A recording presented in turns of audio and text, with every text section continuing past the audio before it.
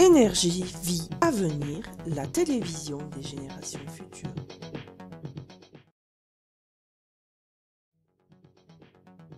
Bonjour. Aujourd'hui, nous allons parler du béton de chanvre. Émission spéciale sur ce matériau biosourcé qui est de plus en plus plébiscité dans la rénovation et la construction. Monsieur Remes, bonjour. Je vous accueille aujourd'hui au sein de notre émission pour faire le point sur l'évolution du nouveau béton de chanvre mis en place par votre équipe. Bonjour à toutes et à tous. Heureux de participer une nouvelle fois à votre émission. Effectivement, je souhaite revenir sur l'origine de cette innovation. Notre équipe n'avait pas la vocation dans son métier de créer un lien. Aussi, laissez-moi vous raconter notre histoire. Confrontés au retrait du granulat végétal sur plusieurs de nos chantiers et n'ayant pas d'autre solution que celle usuelle, ajouter adjuvants ou des minéraux, nous devions trouver une solution. Mais avant, je souhaite retracer l'histoire du béton végétal. Au départ, un manque de ressources, notamment le sable, qui devient de plus en plus difficilement accessible et rare selon les endroits de notre planète. Ceci crée une volonté légitime et saine de la part des industries de remplir leur rôle historique et avant-gardiste, qui est de répondre aux attentes et aux besoins d'aujourd'hui par un lien à base du granulat végétal au lieu du granulat minéral. Donc si nous retraçons la genèse de l'histoire, c'est Charles Rasetti qui a utilisé le premier le béton de chanvre. Ce fut un entrepreneur éclairé qui a été toujours en quête de recherche et qui a utilisé les déchets de défibrage du chanvre pour fabriquer la cannabiote avec la chanvrière de l'Aube. Et aujourd'hui, comment tout ceci a évolué? Comme tous les nouveaux produits, des améliorations étaient nécessaires pour pallier au retrait du granulat végétal. De nombreuses recherches réalisées par des universités et des chercheurs éminents dans ce domaine ont permis une évolution du produit en résolvant partiellement le problème de fond. La genèse de ce nouveau matériau a permis de fédérer les acteurs autour d'une structure associative, construire en chanvre, et un appui conséquent de pouvoirs publics, notamment financiers, réglementaires, pour le développement des solutions et du marché. Et le succès du béton de chanvre a-t-il été au rendez-vous? Des freins sont apparus, et ils ont assombri le succès prévu. Pouvez-vous nous donner plus de détails? Le frein principal du retrait de chanvre était partiellement résolu. Ceci a eu une répercussion directe sur les maillons de chaîne. Industrie, artisans, clients. Je suppose donc que la répercussion de cette chaîne a eu un impact direct sur le marché final, même si les bonnes volontés des différents acteurs étaient présentes. Effectivement, la confiance des clients et des maîtres d'œuvre par rapport à ce matériau était mise à l'épreuve face aux problématiques rencontrées sur le terrain. Il y avait de non-dits autour de cela qu'ils ont vu le jour. Mais il n'y a rien de surprenant à cela. Regardons dans l'histoire. Le premier vélo a subi de profondes transmutations pour être ce qu'il est devenu aujourd'hui. Et des améliorations vont permettre encore son évolution. Il est ainsi pour la voiture, pour le téléphone, les exemples ne manquent pas. Oui, effectivement, tout le monde a participé à ces transformations technologiques. Les créateurs, les fabricants et même les consommateurs. Donc, si je comprends bien, votre innovation contribue au processus de développement du béton de chanvre. Pouvez-vous nous donner quelques détails sur votre manière de faire, de procéder? Nous avons utilisé le bon sens. On a fait le tour de la question. Nous nous sommes tournés vers des personnes compétentes dans ce domaine. Malheureusement, on est resté sans solution et sans réponse.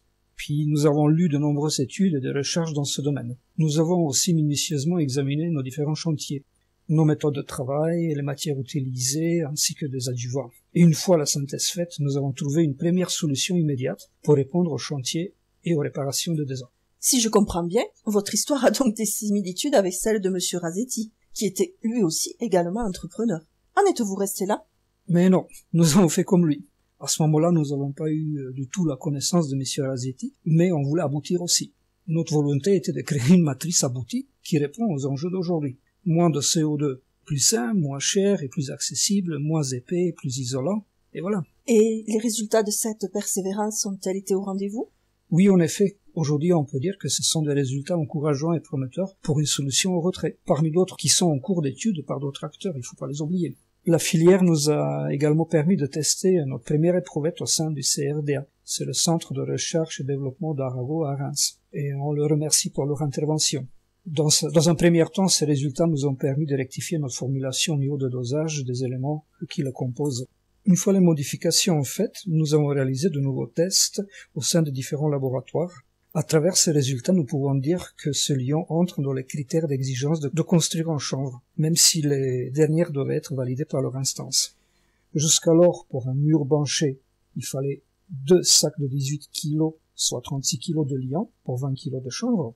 Aujourd'hui, nous pouvons utiliser pour le même usage avec notre produit 15 kg de liant pour 20 kg de chanvre et obtenir des résistances mécaniques similaires. Donc, aisément, d'après ces résultats, on imagine les impacts que votre produit peut avoir en termes de performance thermique et aussi sur l'épaisseur et également sur le coût final du béton de chanvre. Avez-vous d'autres indications à nous communiquer? Effectivement, vous pouvez voir un extrait de vidéo qui compare notre échantillon avec celui d'un fabricant. Ils ont le même poids. Au bout de 10 minutes d'immersion, le poids de notre béton de chanvre augmente seulement de 25% par rapport à son poids initial, tandis que le poids de celui de fabricant augmente de 59% par rapport à son poids initial. Ah oui, cette information a donc certainement un impact sur la durabilité du matériau, le retrait du granulat végétal et le phénomène d'étringite que vous m'avez parlé avant le démarrage de l'émission. Et face à tous ces résultats, quelle était la réaction de tous vos interlocuteurs? La perception de notre équipe, ainsi que de notre travail, était différente selon les interlocuteurs. Un sentiment d'esprit de compétition est né chez certains. Ils nous ont laissé faire tout en pensant que c'était impossible et que de toute façon de pistes sont toujours bonnes à prendre.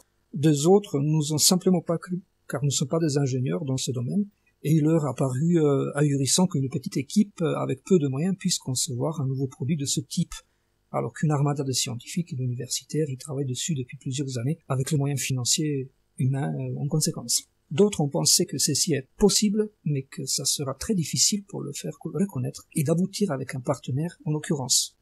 Vous savez, la créativité a toujours fait partie des êtres humains, et de nombreuses personnes ont trouvé des solutions depuis la nuit de temps dans différents domaines. Donc pourquoi pas vous alors? Et quelle est la perception de votre équipe par rapport à tout ça? À ce propos, pour bien résumer, la perception de nouveaux défis par notre équipe se rapproche beaucoup de la citation de Mark Twain.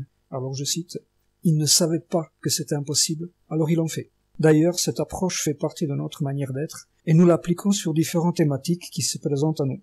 Réponse à des solutions techniques, un bloc de construction végétale et un inifugent avec des premiers résultats concrets.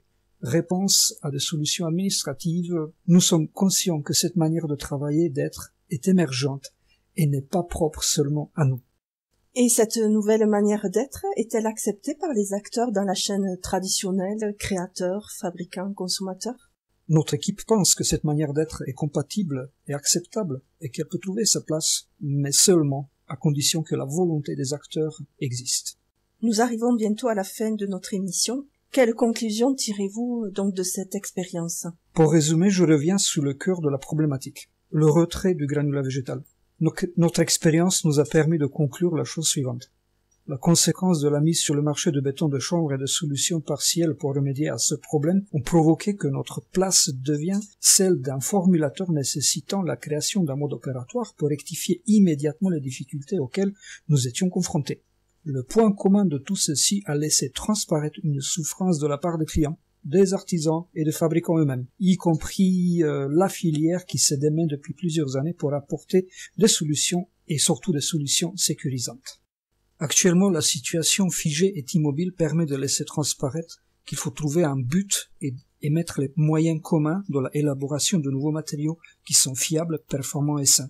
Ceci permettra d'enlever toute la souffrance des parties et de rétablir le fonctionnement normal et usuel. Le fabricant fabrique et vend, le poseur pose et vend sa prestation, et les clients achètent ses prestations et sont satisfaits du résultat. C'est le processus classique.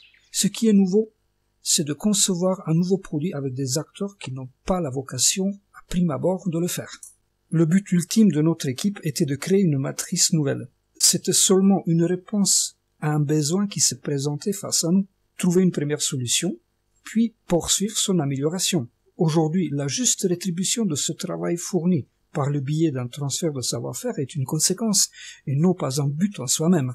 Donc, si on résume, vous trouvez une nouvelle solution, mais le problème est que vous n'aviez pas, au prime abord, la vocation de le faire. Et le ressenti sur la vision des acteurs à l'égard de votre équipe, de votre innovation, quelle est-elle? Bien sûr, je peux vous donner mon ressenti, mais c'est aux acteurs eux-mêmes de mieux répondre à votre question. Les acteurs de cette filière, je pense, les industriels, les assurances, les pouvoirs publics, ont un but commun. Le besoin d'aujourd'hui, c'est de créer de nouveaux matériaux. La manière d'atteindre cet objectif au travers de notre innovation sont certainement différentes.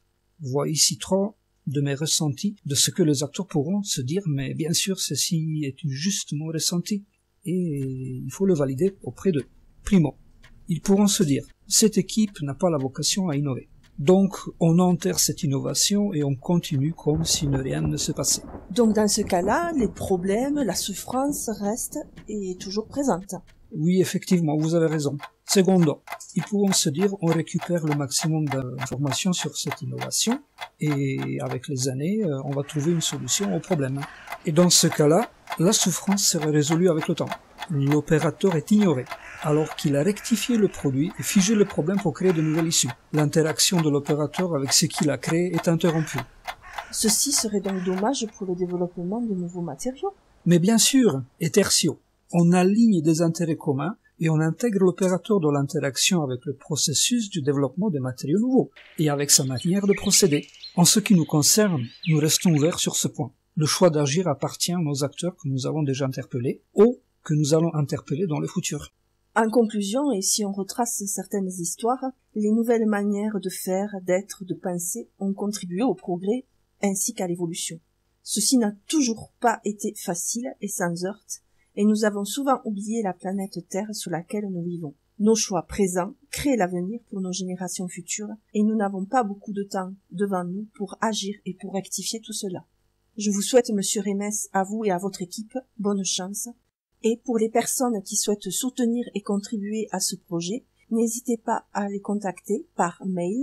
Vous pouvez voir affiché sur cet écran energievieavenir@free.fr ou par téléphone au 06 73 63 48 15. Merci pour votre soutien et votre émission. Une bonne journée à toutes et à tous.